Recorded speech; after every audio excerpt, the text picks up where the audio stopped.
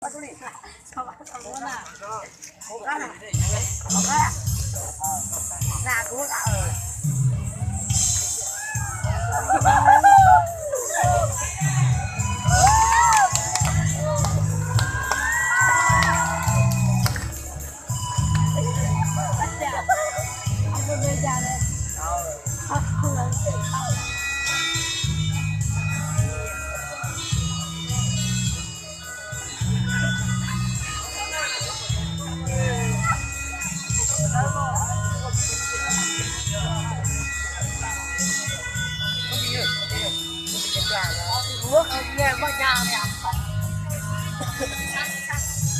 rồi.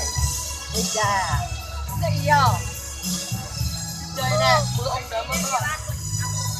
Gì nào? Bắt cho điện thoại nè.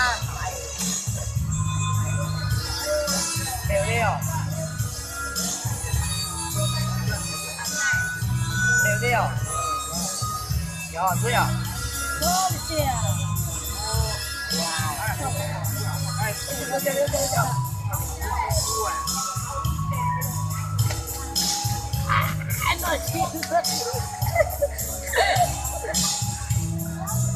Kêu phải gọi đi thôi. Mẹ cái đi à, tao kêu bỏ. Ê, thằng cái này. Chia này. Tao chia cái cơn. Cái cho là phải duyệt mi đấy. Tao đặt giá là gì à? Đặt giá rồi gần nha. Đắt rồi nha. Đắt rồi.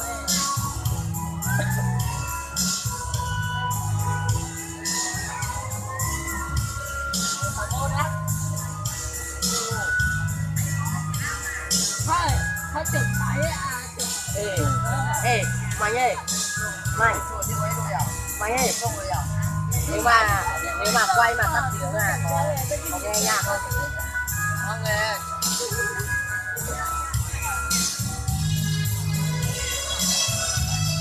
Trông em đối ra cả đại cơ. Lo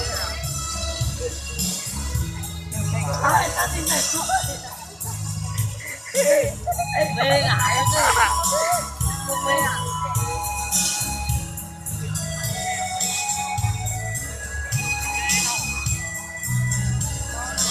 Cho đi đâu? Khi để đưa ta.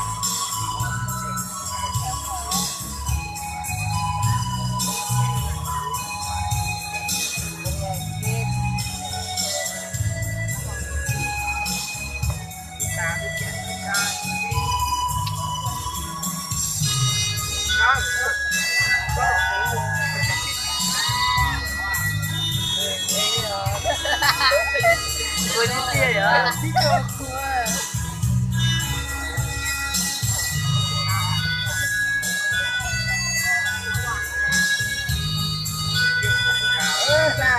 Là có tia gì nữa.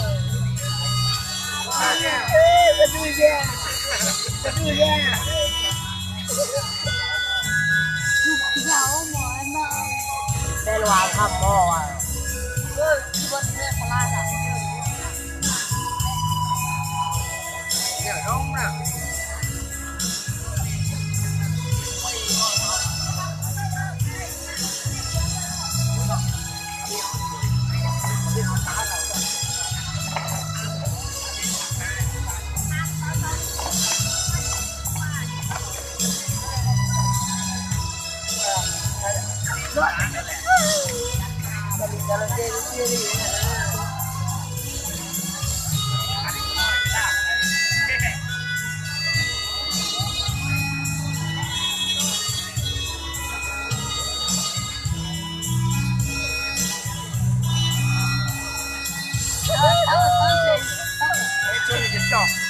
Quay nữa cha. Dính quá à.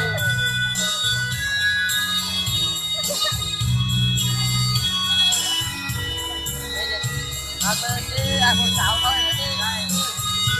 Con 6 thôi. Mai áo nghe đi hả? Mai áo. Ôi lúc này à. Đi à. Vậy hả?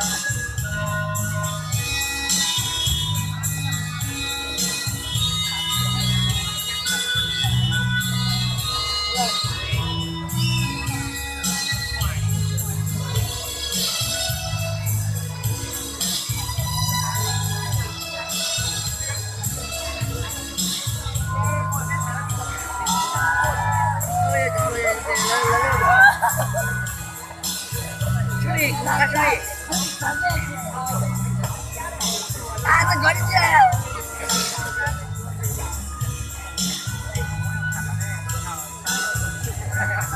Đây à? Hả?